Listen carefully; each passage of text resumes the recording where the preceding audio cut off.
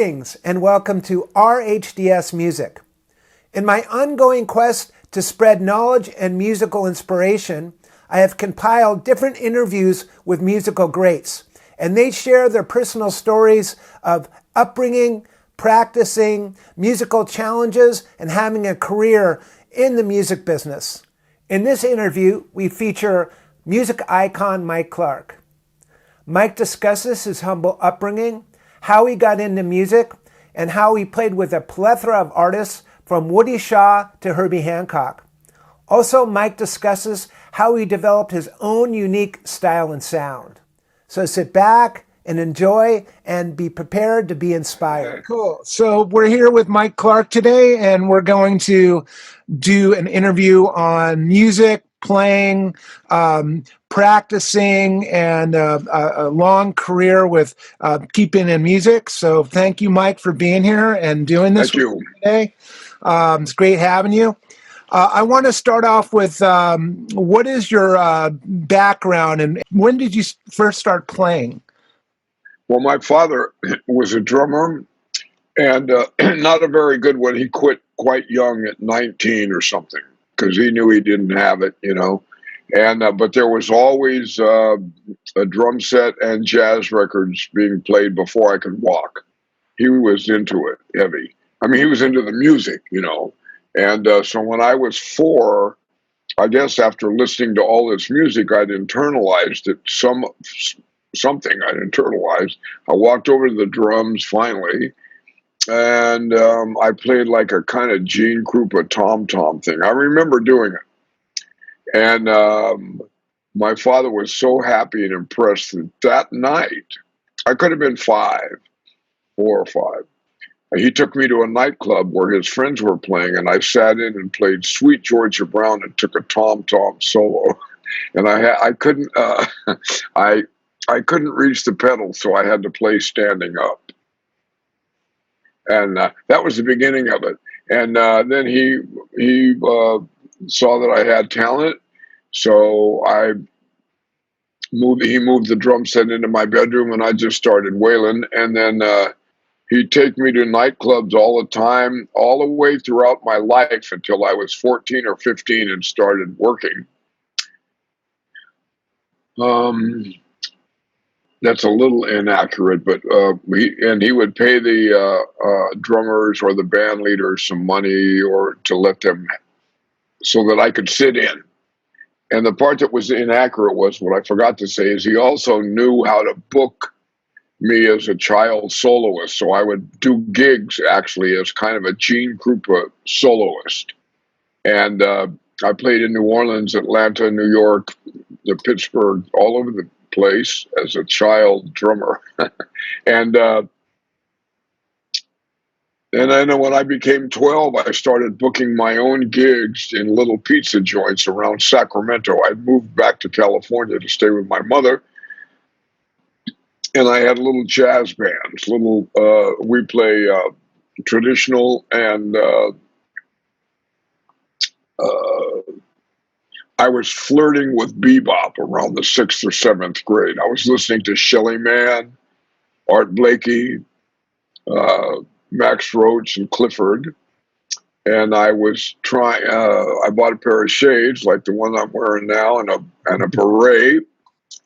And I started to try to seek out young children my age that were playing jazz, and I ended up playing with guys that were a lot older than me because I could swing and I could play this stuff pretty good.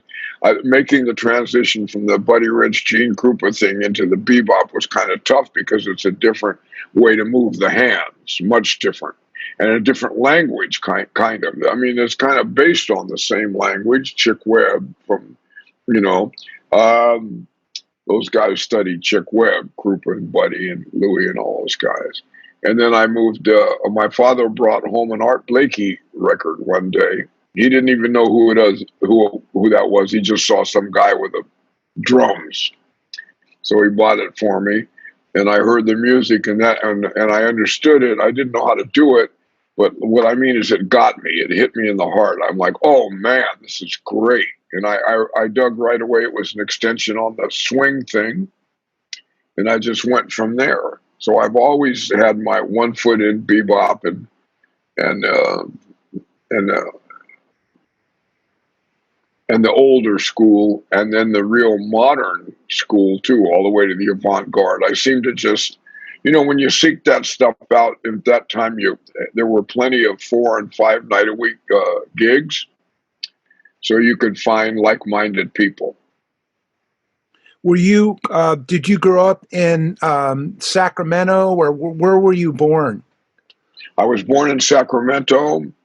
And then my father being a railroad man, we traveled from when I was 5 or 6, right after I started playing, we moved to right outside of Pittsburgh. And then we moved to Fort Worth, and we moved all over the place, Atlanta, a lot of places. And he would take me to New Orleans. Like, he would do these railroad gigs in New Orleans 2 and 3 months at a time. So I'd stay down there for 2 or 3 months, and he would take me to the famous store and all of these places. And I would sit in with all of the New Orleans jazz musicians. I didn't play funk or anything yet. I mean, it was all jazz at that point. That was the big deal for me, but we moved all over. And then finally, I moved back to California to stay with my mom during the last 3 years of high school. And then I moved down to Oakland soon after I graduated. Soon after I graduated, Vince Guaraldi needed a drummer. Couple of years after I graduated, Colin had left, and somehow I got the call, and he really liked me, and I liked him. We were friends as well as me working for him. So that brought me down to the Bay Area, and then I landed a 4-night-a-week organ trio gig. I was the band leader in a club called The Village in Vallejo, California.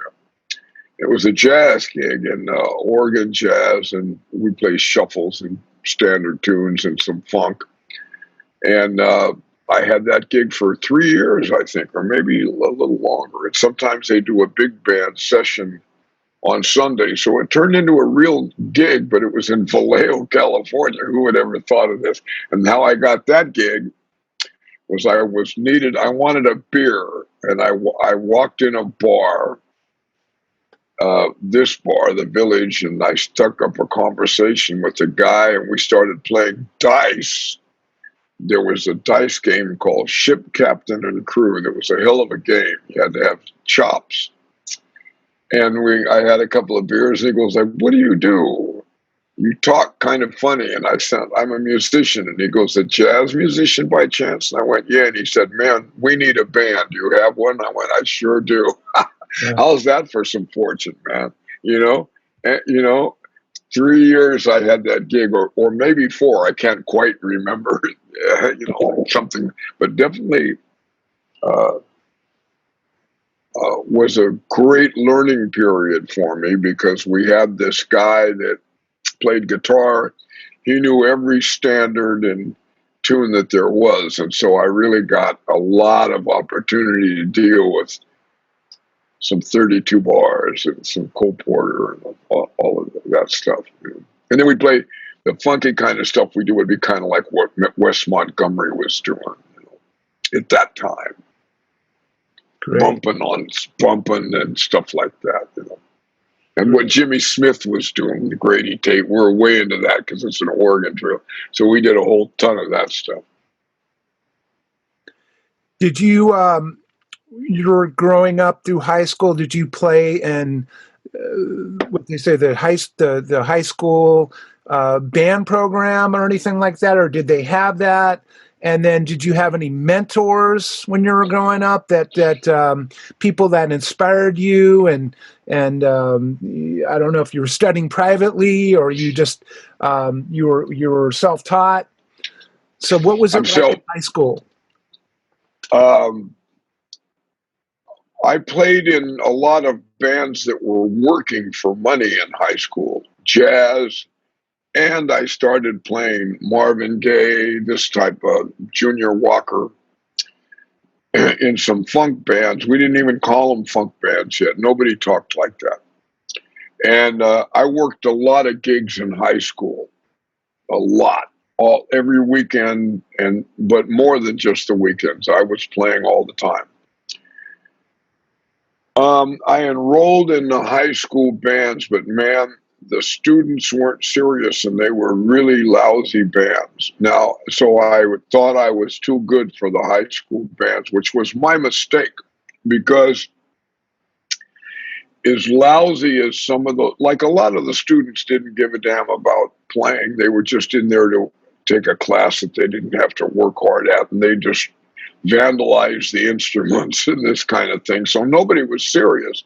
And I was already a working artist, even as a high school kid, of course, as a junior high school kid, I was working. So I'd had a lot of experience with men that were 30 and 40 years old. So I didn't want to screw around. And I wish I'd have done it now, but I was already, it was hard for me to do all the work, the gigs that I were doing in high school and keep up with my studies. And I figured I just was snob about the band. It wasn't very good. And I would have gained a lot of great experience had I have stayed in that band. And I did, of course, I didn't know that. And so that was a mistake. So I didn't play in the high school bands. I thought I was above all that, and that was dumb on my part because my reading would have been like really a lot better. There's a lot of things I could have got out of that. I could have made something for myself, but you know, I was too busy. Well, I was also having to make money because my parents had split up, and I had to help my mother, so I always contributed to the household and stuff like that. And I had my own cars. Excuse me, I could buy my own cars. Um, So that was my high school thing. And no, I never took any lessons, but I did take lessons to learn to read, but never to play. I'm self-taught. Okay.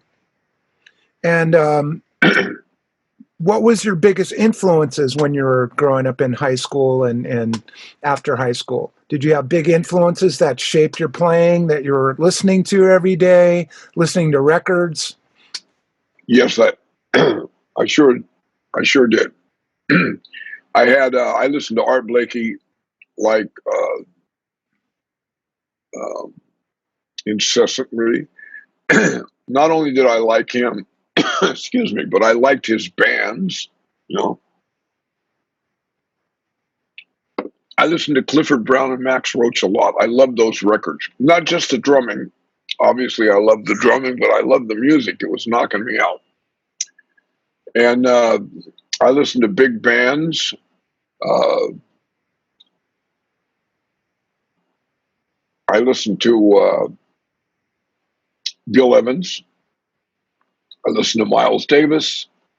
Uh, I didn't understand John Coltrane. I had a few records, but I never listened to them. They sort of sat in the back of the pile.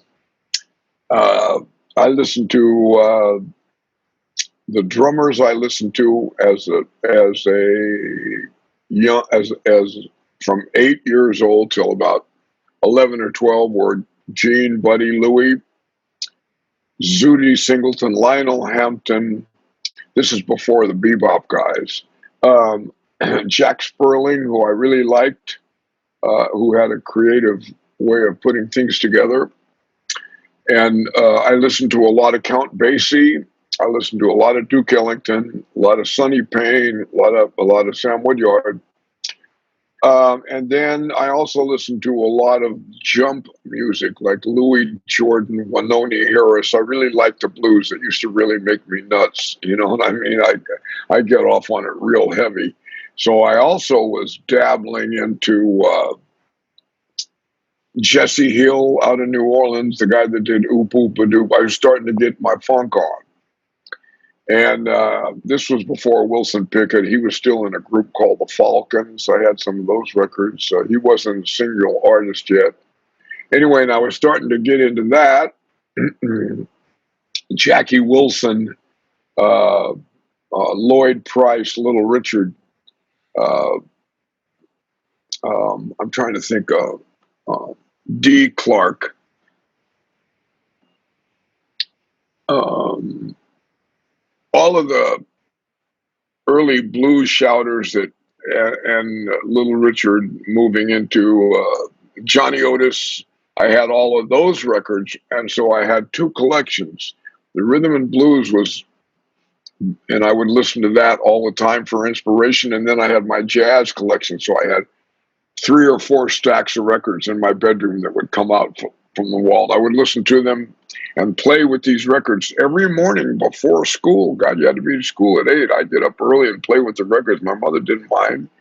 And then I'd come home from school and play with the records. And the kids would come over because I was now learning how to play rock and funk beats. And they would come over to dance in those days. And they would, 10, 11 kids, 12 kids would come over. And I would set the drums up in the front room. This is innocent times. This is 1958, 59. And they would dance to my drumming. And they would tell me what tunes to play. And I didn't play the records. I would just drum and with the tune in my head. And they knew what I was doing because we all knew the same tunes. Or if I just started playing a bunch of stuff, they'd say, "Hey, man, that's not the tune, Clark. Come on, play the tune, man." And I'd play all of that stuff, Willie and the Hand Jive, whatever they requested, Stagger Lee, you know. I couldn't sleep at all last night, all of this kind of stuff, you know. And sometimes they'd request big band swing tunes or Peter Gunn. They loved Peter Gunn. I'd play just the drums, no accompaniment, and they would dance. My mother loved it. Anyway, we had fun in those days, so it was great, you know. Did you have a practice routine, or was all your growing up playing to records? In other words, a lot of people had like a practice routine where they practice something every day and they try to improve on that. And it sounds like maybe you had more of a playing to records kind of routine as you're practicing to get you prepared for playing gigs. Is that accurate? That's exactly accurate. However, I had an affinity. I had a talent for hearing what guys were doing with their hands, so I could almost mimic, if it wasn't real complicated, I could almost mimic what guys were doing on the records. And as it turned out, I was pretty close. I did use my own sticking, but I could make the sounds. So I practiced that. I would practice playing 32 bars or playing like Buddy Rich or playing like Art Blakey without any records. I just practiced playing those things, whatever that was they did. I could sort of do my own way. And enough that I did it well enough that older drummers identify that, oh, you're playing like Art Blakey or you're trying to play like Max. And I'd be like, well, I must be doing something right because they're getting it, you know. But I also would play with the record. So that's how I trained. But I would just practice also playing the drums. But when I did, as I look back, it was always a tune going on in my head, or I was always playing with a band that wasn't there in my room with me, you know. And I would solo and work out stuff with my hands and feet. If I got caught and there was something I couldn't do, I could put it together pretty quickly. And also, when a few years later, when James Brown started getting popular, my girlfriends liked that music, and that was their dance music. So I could play these beats without shedding. There was very few I had to work out. I could hear it and do it right away because I had good hands from the jazz thing. So it didn't seem to be. But I grew up also at the birth of rock and roll, you know, my age group. So I had the eighth note thing too going on, you know. Also, my father used to take me to hear Louis Prima, and I would talk to a drummer named Paul Ferreira, a great drummer, and also Bobby Morris, another great drummer who played with Louis Prima when I was quite young. And they would show me things to do with the hands. I mean, I've been playing the paradiddle diddle with a couple of bass drums in front of it since I was 8 or 9. That's an old thing to do, and now everybody's discovered it. And every time you hear a guy play, it's like now they've taken it to the nth degree. It's like I don't even recognize it. I'm like, damn, what was that? Oh, it was a paradiddle diddle with 9,000 notes attached to it. It's great. I love it because really it just shows you the language has just expanded, but it's the same language. So when you after this high school period and you're playing, you're in Oakland. What was your first big break? What bands? And I heard that the Bay Area was a really happening place in the 70s when I was growing up. I heard everybody was there. What was your first big break that you got playing all the time and playing, moving to Oakland and whatnot? Well, I think the first big break, if you want to call it, that was the gig that I told you about. I got in Vallejo because it really prepared me for what I'm even doing now. I mean, I'm playing jazz 3 and 4 nights a week for 3 or 4 years. That live, being paid, so you had to be professional and make it work. I learned to play with the band on that gig. But Vince Guaraldi would be the first big break. He hired me, and I played with him on and off for a long time. And we, like I said before, we became friends. So it was more than just, we were buddies. We liked each other, and we called just to say yo and catch up and stuff like that. So he used me fairly exclusively, or for quite a number of years. So that brought me to the attention of several other guys, and I started becoming fairly popular in the Bay Area. So I played with Ray Brown, and I played with Jack Sheldon and Mose Allison, and this is how I can't think of all the guys, man. I backed up a lot of well-known artists, John Hendricks, whoever was living there at the Bay Area at that time, for sure. I played with Pete Coke Escobedo. And then there was another organ player named Jimmy Ed around there, and I did a ton of work with Jimmy Ed. He was great, real soulful organ player, really could shout and really make it happen.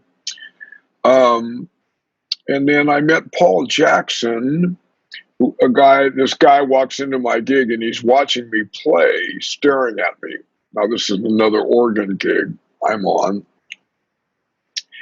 And this gig is in a mall in Concord, California. I forget the name of the club that was there. Excuse me. So I walked right over to his table and I go like, hey, man, I know you got to be a musician. You've been staring at me all night. And he goes, yeah, I'm a bass player, but I play a little organ. Can I come up and play? So I said, sure. So he came up and played, man, and he sang and played, and it was on fire. I thought, I love this guy. I love this cat. He's beautiful. So that night, I give him my address. I had a business card. So that night, about 2:00 in the morning, I get back to Oakland. I had a house in Oakland off Lake Merritt. And I come back, and there's Paul Jackson, who I had just met earlier, sitting in my driveway with a jug of wine. So I said, come on in, man. And we became best friends that night. And then him and I were in a group with a piano player named Al Tanner. I forget what we called ourselves, the Jazz something or others, and we worked 1 million gigs together. Paul played upright bass, not electric. He brought the electric bass home because he worked at Sherman and Clay as the manager. And he brought home an electric bass. He brought it to my house because I had a big music room. And he put it down, and that bass sat in the music room for 2 years, and he never opened it. One day he opened it, and he started playing just like he plays on Thrust. I said, bro, if you're going to play like that, we need to hire a bass player, because every 16th note he played a note. And so he said, play some of that funky stuff you play. By then I played on these organ gigs. I had developed that Oakland style. I got bored hearing myself play boogaloo, so I started breaking the hands up and doing what they now call linear. They didn't call it anything then. They just would be, hey, call Mike Clark. He can do that weird funk thing. So Paul said, do that weird funk thing you do. And I did, and it went right with those bass lines he's playing. So then we booked 1,000 million gigs of him and I doing that, and we played with everybody. The word got around. Paul got the gig with Herbie Hancock, and Herbie used to call the house to talk to Paul. By then, Paul moved into my house. I had a divorce. He needed a crib, so he moved in. Herbie would call over at the house looking for Paul. Paul was never there, so he'd end up talking to me. And we would talk about Muhammad Ali, boxing. I love boxing. We would talk about everything, politics, Jesse Jackson, you name it. We talked about cars. I don't care. Miles Davis, Tony Williams, everything. So Paul now records Headhunters with Harvey Mason on drums, the great Harvey Mason. And then Herbie calls one day over to the house and he goes, hey, are you that dude that played with Woody Shaw? I went, yeah, that's me. At the time, I was playing with Bobby Hutcherson and Woody Shaw. Another big break in the Bay Area. I got playing with those guys. And he said, Paul tells me you can play some kind of weird backwards funk. At that time, it was radical. It's not so radical, of course, now. I said, yeah, I think so, but you'd have to tell me. I don't know. You tell me if it's weird. You know what I mean? He said, okay, well, come over and play with me. So I went over and Paul met us over there and we played. And he hired me. And then I had druthers about taking the gig because my money went way down playing with Herbie. He didn't pay very much in those days. And I was worried that it would screw up my jazz career because I was doing really well in the Bay Area. There were a lot of jazz work at that time. And I was like, man, because you're popular, you're so popular, everybody's going to know me for playing funk because you're not playing jazz. And he said, yeah. And Herbie was a real cool guy. He could just talk to him like this. He was like, you know what, Mike, you're right. It may, but then I was in my early 20s and he was like, but look, I'm Herbie. He goes like, I'm a well-known artist, and if you record with me, everybody in the world is going to hear you. So he appealed to my that nature, and I went, yeah, okay, you know, like. And so we left for Chicago the following weekend. I stayed in the band for about 4 years or something like that. That's how that happened. So I got a bunch of good breaks, kind of one right after another, you know. And that was, would you say that was in the 70s, the early 70s? Yeah, that was 1973, at the end of 73, I would say, or somewhere in there. Yeah, the record came out in 74 that I was on, so this must have been in 73. Harvey did Headhunters and then quit because he didn't want to travel. He had such a great studio career going on. And they needed a drummer, so I took the gig. And then this developed your whole sound and style and all your concepts. Was you were doing this before, or when you were playing with Herbie, did this whole your whole new style came out? Did you develop something, or was it already established? Paul and I already had that together a couple of years before we met Herbie, but everybody found out about it because that record sold so many units, you know. But we'd been doing that for a while. That was just the Oakland kind of war cry of the streets, that kind of drumming. And I was one of the first guys. Me and David Garibaldi kind of were the pioneer cats, you know.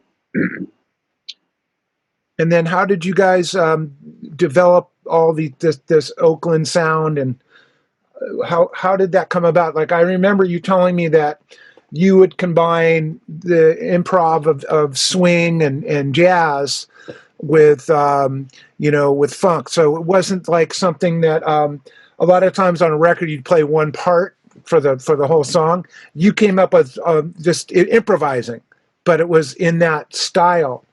Is that what was happening in the Bay Area, or is that what I know? Garibaldi more. He came up with parts, right? So for Yeah. every verse and chorus and bridge, there were parts. And you were talking the other day that the song was written around those parts. But you, however, it seemed like it was more improvised throughout. It was totally improvised. And Herbie found that interesting. There was no pressure to come up with a part in that band, in Herbie's band, because these are jazz cats. So it was the same as playing jazz, but the beat was different. And the beat was improvised as well. I mean, I played a lot of record dates where I had to come up with a part. Nothing wrong with that.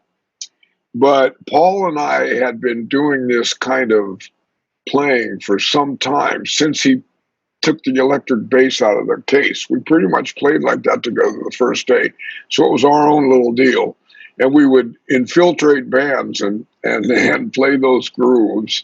And people loved it. And of course, depending on who you're playing with, if you're playing with a guy that's not improvised, that's not such an improvising, like if you're playing with a singer in a band that's got horn parts, you're going to have to, I would take those grooves and make a part but with Paul, when we played with our friends, they were all jazz musicians, so we would just play. And the way I came up with my grooves, I would take what Philly Joe did, Max and Elvin and Tony, and instead of speeding it up like to have technique, I would slow it down and put them on different parts of the instrument,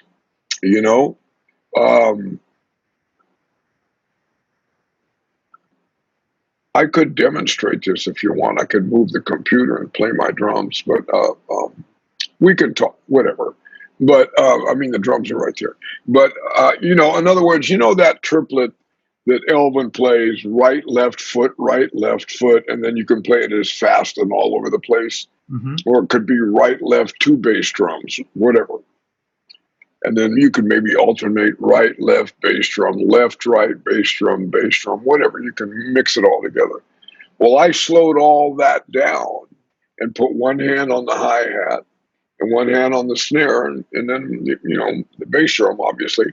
And I would make those into kind of a beat slowly. And then I would take a lot of Philly Joe stuff,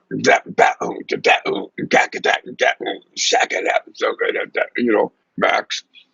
And I would put bat, you feel me? And then I would just do millions of those in my brain. And because I played so much bebop, I could just spit them out all day. And I never really cataloged them or anything. I just knew I could sit down and do it. And then I also moved the left hand over on the hi-hat and the right hand way back before I saw anybody do it, because it just seemed like I didn't do it to be cool. It just seemed like an easier thing to do. And I had a little bit of coordinating problem with it. I don't do that at all. If I had to do that now, I'd have to re-coordinate. As a matter of fact, I used to have tons of Elvin and Tony Williams, Jack DeJohnette-ish stuff, and I could play it all against a 2 and 4 hi-hat. But then living in New York, sometimes the music is really modern and jagged. You don't play any hi-hat at all. None. You use it as what I call a fourth voice, And the other day I tried to play a bunch of my old stuff against the 2 and 4 hi-hat. I couldn't do it. I'm like, what? Well, it went south. Now I've been shedding. I used to be at 5 and 7, like batting between the tom tom, batting, real fast, all against dang, chicka dang, not a problem. The other day I tried to do that, man. It was like I was falling off a bike, trying to ride a bike, and I couldn't ride it anymore. I'm like, oh my God, because I don't play like that anymore. New York brought something else out of me, and it's not drumming technique. It did something else to me, So a lot of my technique is my career has been really good in New York, and my jazz career my technique has suffered because of my jazz career, because a lot of times you can't play those kind of things on a gig with people. You have to play what's there in front of you. And that's what I've learned to do here. I used to play the drums and really try to have a lot of chops, and I kind of let that go and moved into this other space. I still have good hands, but I would have to work on it a little bit to get back to where I was. But I don't think I'll ever do that again. I'm not hearing that in my heart or in my brain. I'm hearing something else. Wow, great. Can you give some, I guess, important skills that you think that musicians and drummers should have, like you're talking about, like, developing the swing feel, reading technique, playing different styles? What do you think is the most important thing that drummers should have to actually get a gig, to play with people? Well, And all these things that people practice, and like you said, like you practice all these things to play with people, but what is the most useful thing? What are musicians looking for? I think to be able to play good time, and by that I don't mean just along with a metronome, I mean to make it feel good, to be able to sync your groove up with the band and into the band, to sync it into the sound of the band, and sync SYNC it up with the band. And I think practicing playing good time, practicing playing song forms, 12-bar blues, 32 bars, so you're not counting. You just know where it is. After a while, you internalize it. You play it so much, you internalize it. And that's what was good about me doing that when I was a kid. I didn't even know I was preparing for this, but I internalized all that stuff because I was just doing what I liked. So in that, my instinct was correct in one of the few instances. And I would practice.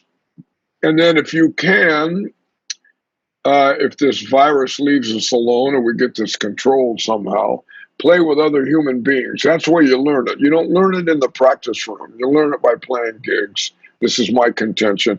And then, yes, also, it's good to have a good technique. I mean, you don't have to worry about RPMs and how fast you can play, but to have good chops so that you can express some ideas that interest the other musicians you're playing with. If you have some good technique, you can use them as musical ideas to inspire, not to show, hey, watch this. You know what I mean? So yeah, I know I'm guilty of it. When I was young, I did all that. That's why I can talk about it. It didn't get me one doggone gig. My phone rings now because I can play good time. And I want to show you something. Hold on. This is not just a shameless advertisement, but this is my new book. It's called the Post Bop Drum Book, and it's on Hudson Music. And in it is all my stuff. Now so I talk about the ride beat. It's hard to talk about it but I talk about what Sam Woodyard, the great drummer with Duke Ellington, showed me, which is the ice cream scoop. And it's how to get a good solid quarter note on that cymbal. And a lot of guys, especially on the East Coast and probably on the West Coast too, want that cymbal to be nasty and dirty and funky. So I'm pretty good at that. I'm not the best, but I'm good at it because I worked at it. And I remembered what Sam told me about lifting that quarter note up and making it dance, digging it out of that cymbal. So I use that for my swing ride. And I explain it in here the best that I can, being that it's in print and I'm not there with somebody.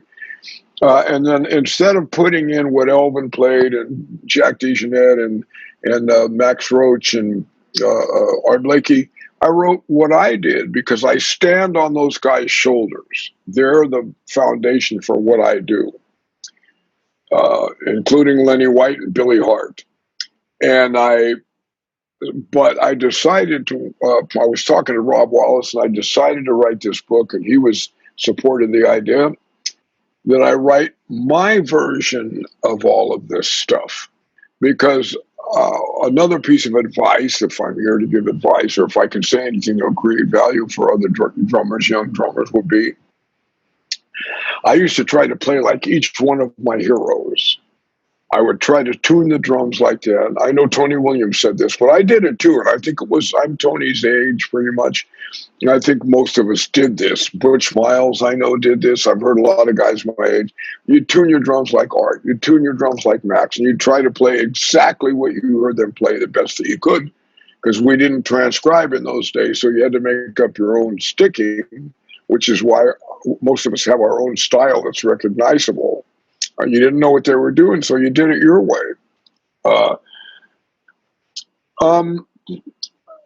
So I would say that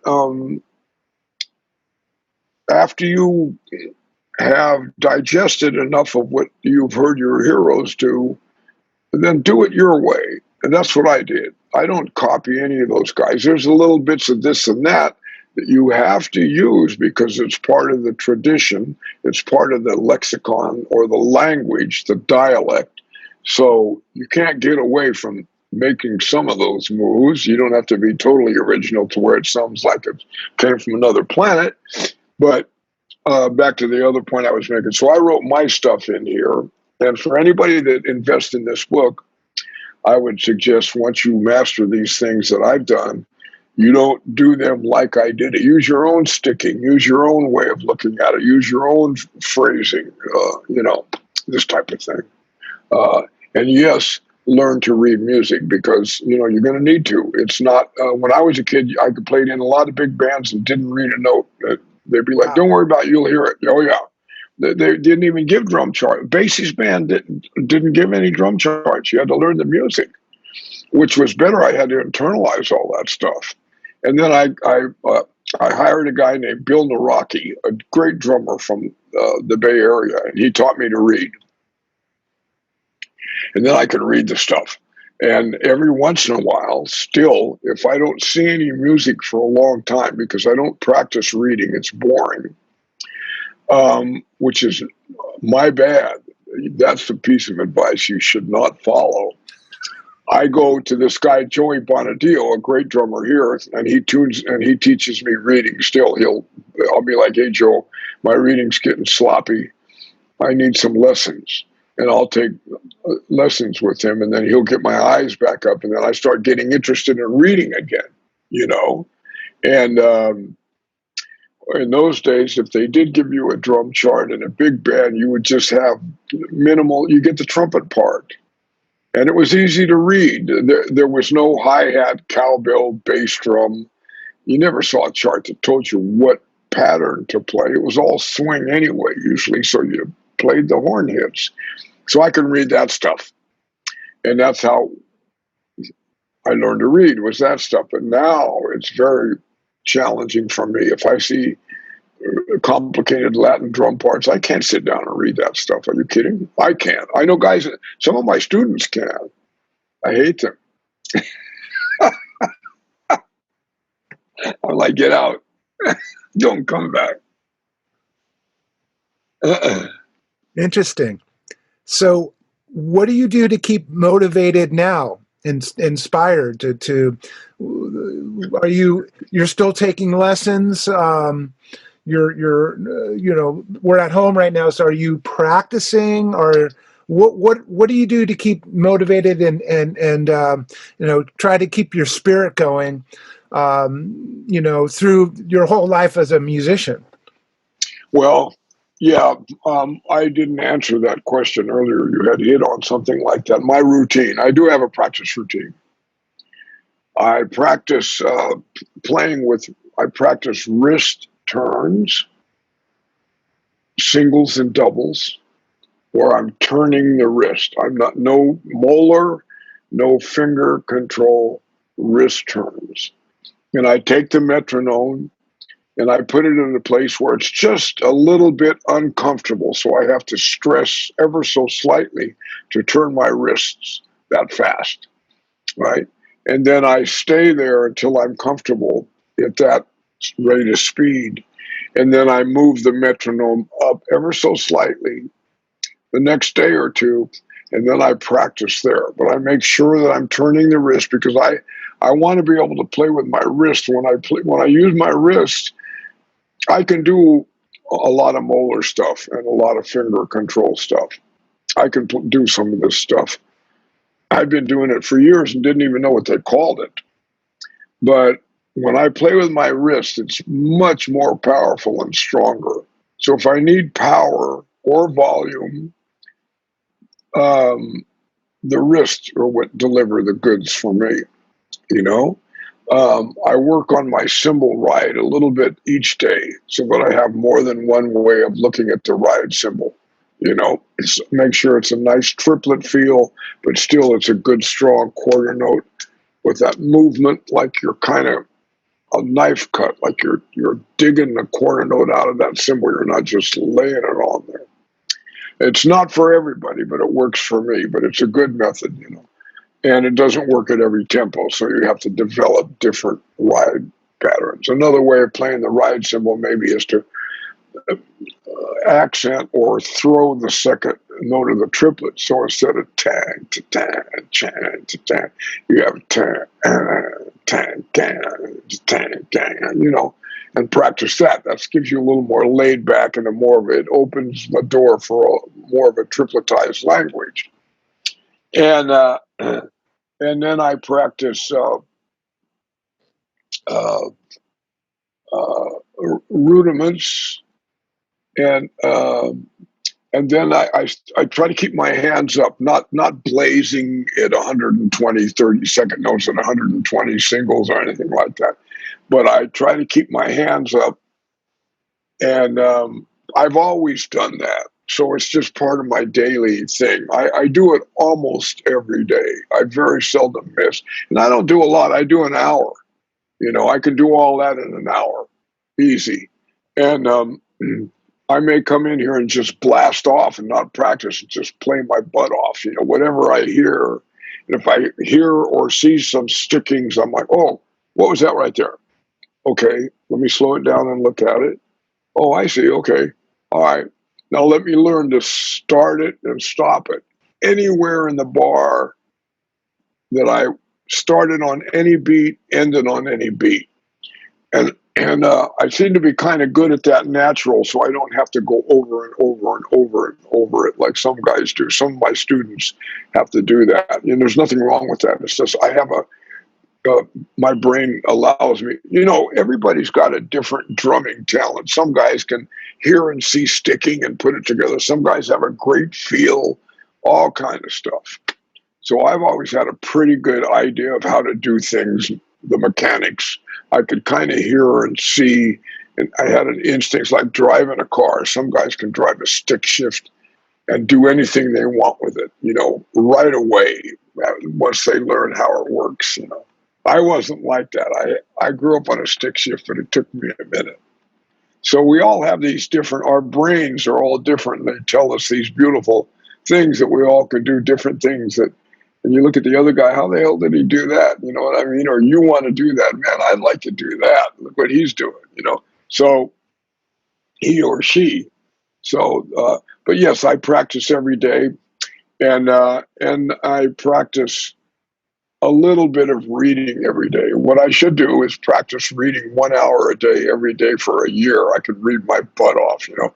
But it's really a discipline because I find it, quite frankly, this is not good advice. This is my own shortcoming. I find it boring as hell. It makes me crazy. And I wasn't good at math at school. But I can read. I can read all the time on gigs and I don't screw anything up. But if I hear it, if I play it down once, I pretty much got it. You know, if I do a record date, I ask them to send me the music and I carefully look it over so I know where all the codas are, second endings. I know the important stuff, you know. But I'm not like Ralph Humphreys or John Wiley, who could just walk into an orchestra and read the whole damn thing right now and sound like they've been playing it for a year. I'm What, not that guy. what kind of things would you be, as far as your practicing goes, and reading? What books do you work on, or how do you practice reading? Are you looking at charts mainly, or are you looking at, are you actually pulling out notation books? Yeah, what kind of things are you, how Well, do you practice your reading? okay, I've got a ton of books and I practice all of them. Here's the Louis Bellson, what we all know. Here's the Wilcoxon. You can get plenty of Philly Joe licks out of here, and it's good for the eyes. The Three Camps, all that stuff. And then I have a ton of these Samuelano books, and those are the greatest books I've ever seen for reading. My reading went way up from you when I use these books. Within a week, I'm a different guy. They really break it down. They're excellent, you know. And he's got them in every time signature, so you have to deal with that. And he writes out stuff that's not like the Louis Bellson book. Everything's kind of consistent, so you can kind of cheat a little bit because you can get the flow and see the same figures written a couple of different ways a million times. But this, like, he gives you the something to read, and then he gives you the exercise, and there's nothing, and it's all different, and he's got it tricked out, and it's hard, and you got to be sharp. And then I have another one here, a big band book that I'm not going to even try to find right now. It may be in the front room, by Jake Hanna. All kinds of big band setups and what you're going to probably see in a jazz big band, you know. So those are where I work out of a lot of books. When I get my reading on, I don't work out of one book. I work out of about 12. So it's a little, that's this guy, Joe Bonadillo, a hell of a drummer, great drummer. He's played with Sting. He does all kinds of recording. He's a real studio guy, but he's also a street guy. He can swing and play funky, and he can read anything. He told me, he goes like, I like it when I see stuff that's really hard to read. Then he says, that's when it's fun. I'm like, really? How does anybody think like that? My brain's like, no, please. You know, I do like to read with a band, though. It's fun. You know, it's fun, snappy setups and what have you. So I'm not blind. It's not like I can't read, but I'm a C reader, and I could be a B reader if I really hit these books.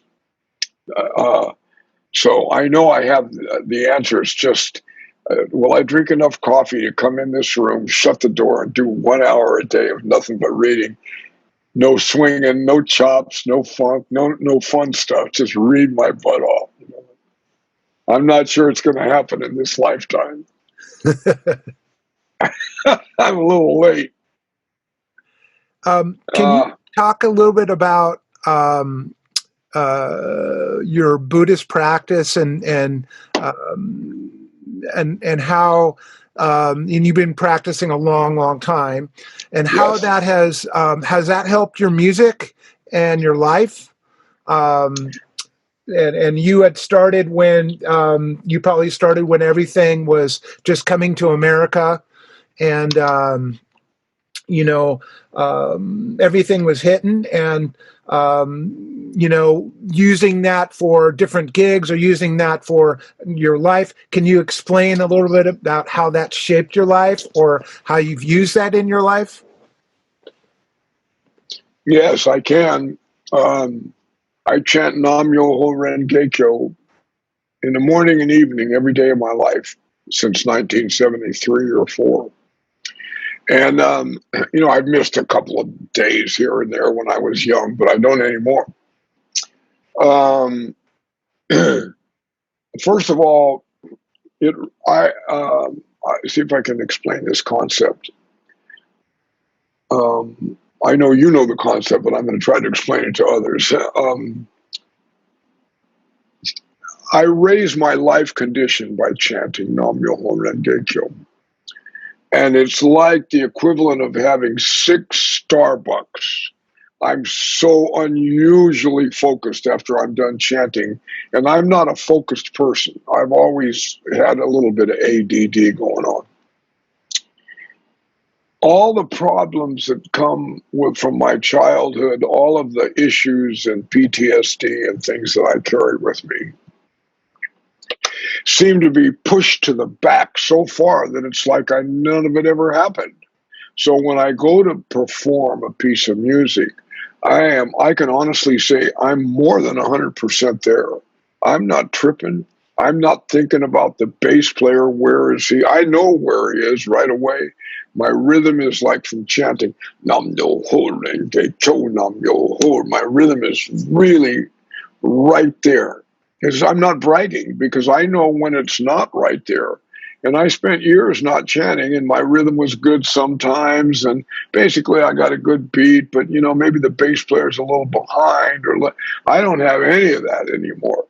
I can get right to the meat and potatoes of the thing right now because I'm so focused from chanting. The other thing is I'm able to, I got typecast in Herbie Hancock's band as a funk drummer, which was not who I am. That's one of the things I'm able to do, but that's not my passion. I really never thought getting together with a bunch of guys and hey, let's record this. I mean, it's fun, especially when you're 19 and you've had a few beers, but that's not what I want to do in my life.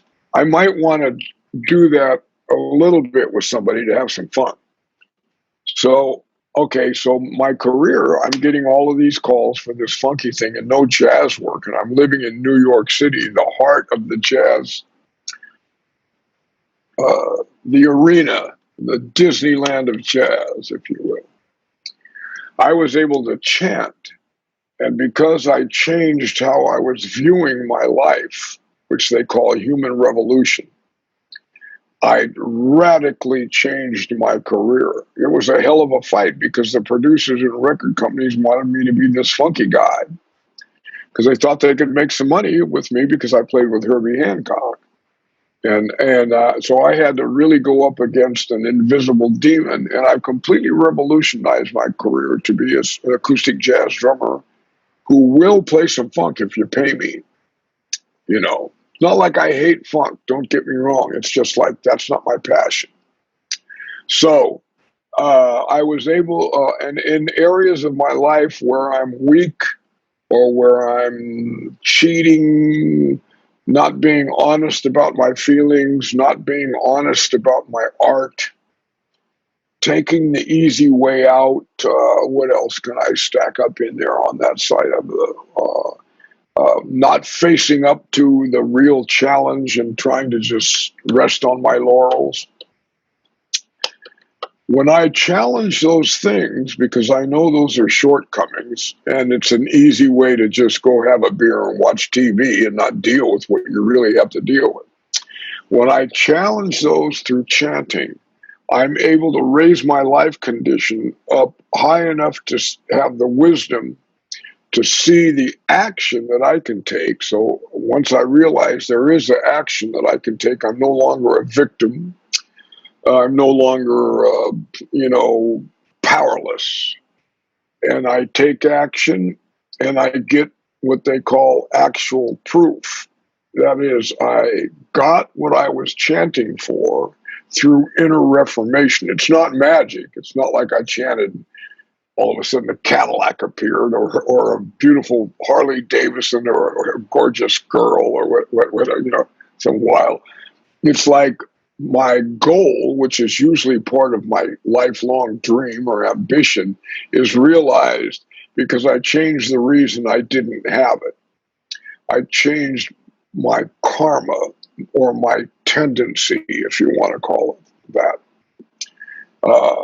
We all have positive and negative, and my positive stuff is already cool, and I can sharpen that up a little bit, I guess. But the negative stuff, meaning my life tendency to to act in a way that's not beneficial for me is where I need to shore up strength, and chanting does that. And in fact, it just doesn't give me the strength to confront it.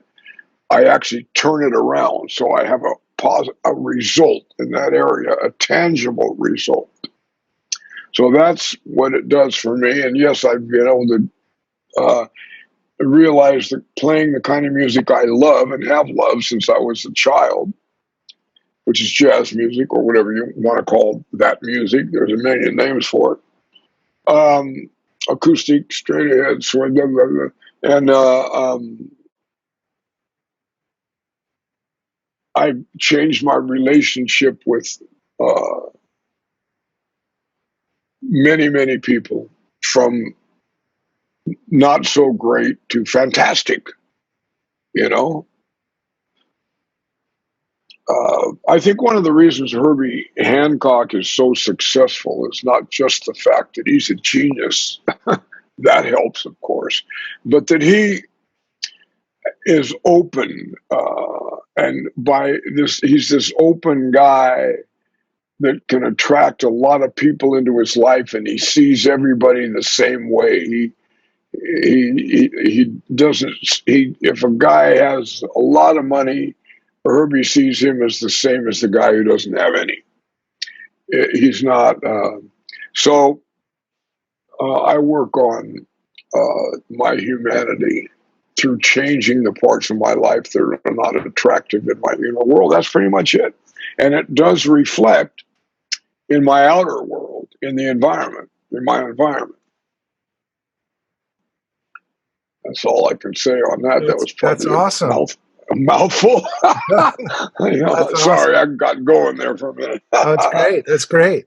How do you keep getting calls, and how do you get how do you keep working throughout your life, and getting tours and whatnot? Now, I always, when I talk to you, you're always working all the time. And how do you keep that going? How does that, you had a career in the 70s and the 80s, but now we're into the 2020s. How do you keep that work going? Well, I chant about it, like I just said. I really do. I also keep in touch with a lot of people that I work with, and I come up with projects. I see if they're interested in coming up with projects. I go online and try to, and I talk to record companies, club managers, bookers, agents all over the world, not just in the United States. I talk to musicians all the time that I want to play with. I keep making causes in that direction, and after a while, it starts to do it on its own. I'm still making those causes. I don't relax on that. I still take care of that business, because we don't have anybody who can call, hey, my name is Mike Clark and I want to be a recording star and travel all over the world. There's no, you can't do, we don't have that. It's word of mouth, one at a time. So by developing my life, I develop those connections. And when I make those connections, I'm in the kind of spirit that's not needy. Even if I do need money, I don't come at that with, I seem to have an even keel. This is all from chanting. So the causes I'm making are not in vain, because my spirit's in good enough shape to be able to make these things bear fruit without being too aggressive, without being obnoxious, or without being cowardly. Somewhere the scale is sort of good with me when I do this now. It didn't used to be. I had to work on it. I had to work on getting work and how to get work. And I had to talk to others. How are you working all the time? How did you find out how to do this? Are you just lucky? And when I usually find out, no, they work hard on it like I do. So I work on working, as well as then going out and doing the work. Well, right now with this virus, we're not working. We're teaching online. We're doing the best we can, but I'm still hustling, if you will, online, so that I can do clinics, so that I could do whatever, students, this, that, the other, you know. And um,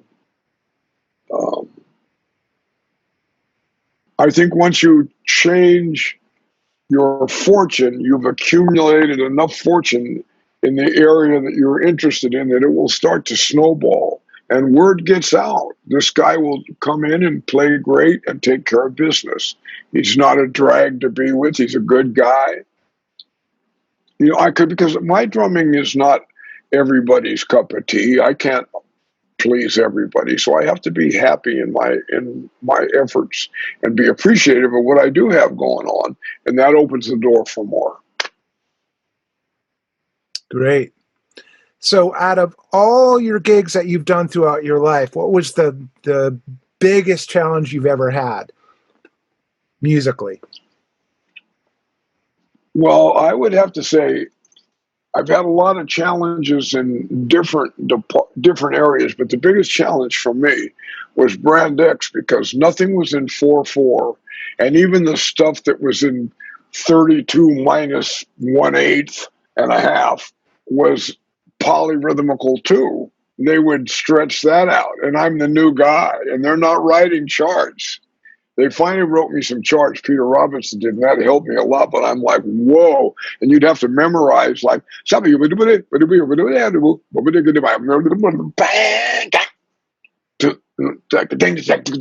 mean, it's just like, whoa, what? I can't do this. And then I had to tell myself I chanted in those days, so I can do this, and I will. And I got really good at it. I couldn't do it at all when I first started. I was like, oh my God, I'm the wrong guy. I'm not good enough. I'm not fast enough. I don't read. All of this came out of my life immediately. And then I just they were patient, and I learned how to do it. And you know what? That was my only fusion gig I've ever played in my life. And I did it really well. I did a good job, I think. I'm not going to say I was great or ego, but I did a good job because I worked really hard to be able to do that, because it was I don't even know if I liked it. I ended up loving it, but it was all new to me. You know what I mean? I'm like, who plays like this? What is this? You know,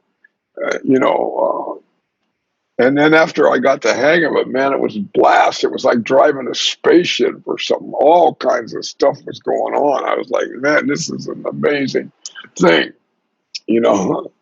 We stayed at Ringo Starr's house and recorded in Ascot, England, which was the house he bought from John and Yoko, which was the one they used in that video, Imagine. You remember that, with the white piano? That piano was still there in the house.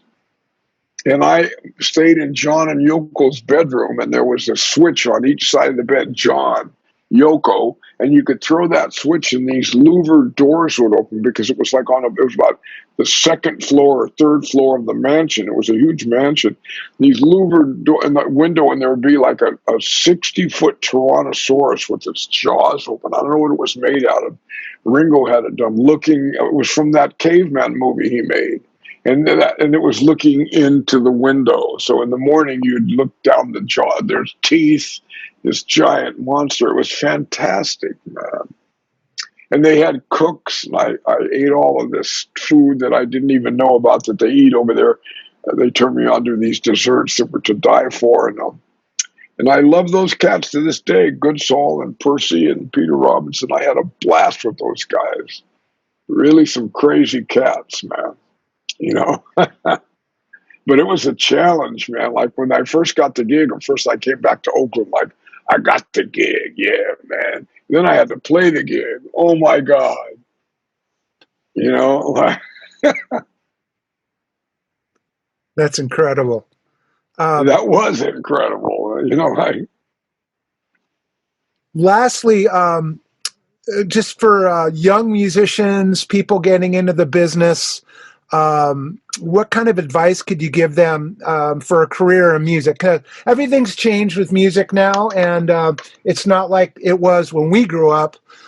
So what advice can you give to a young musician in, this decade? I'm not sure because of what's going on right now, because we're all making it up. Like right now as we speak, we're making it up. But I would say this, if you're going to do this, I would be prepared to really read well, to really play as many styles and make authentically as you can, to play one style and make it sound like you don't know about the other style, to learn as much as you can, because this is not like when I came up where if you were good, that was all you had to be. This is a different time. So you have to be super prepared. And I'm not sure what that means, because I'm still working off the skeleton of what got me to this point. So if I had to start today, I would really practice not just being great at drumming, but being great at a lot of styles of music, so that you could be the guy that they can trust to come in and pretty much do anything well. I think that might do it, because who knows when and if this virus is over, what it's going to look like for us as far as work goes. So, you got to learn to, I guess, think on your feet and be creative enough to make a scene for yourself. Maybe when there is no scene, to be able to come up with something different. You can't do what we used to do because it's not there anymore. So we're all facing this challenge. So I'm not sure. I know I'm going to deal with it. I'm going to deal with it. That much I know. I don't know. So I'm here. I am at this age, still practicing and trying to prepare new ideas and trying to think up with new business models as well, new ways of communicating the music that I love to others and getting paid for it. I don't know. That's probably not a great answer, but right now it's open. That's a great answer. It's very inspiring. So, Mike, me meeting you, and we talked a little about this the other day.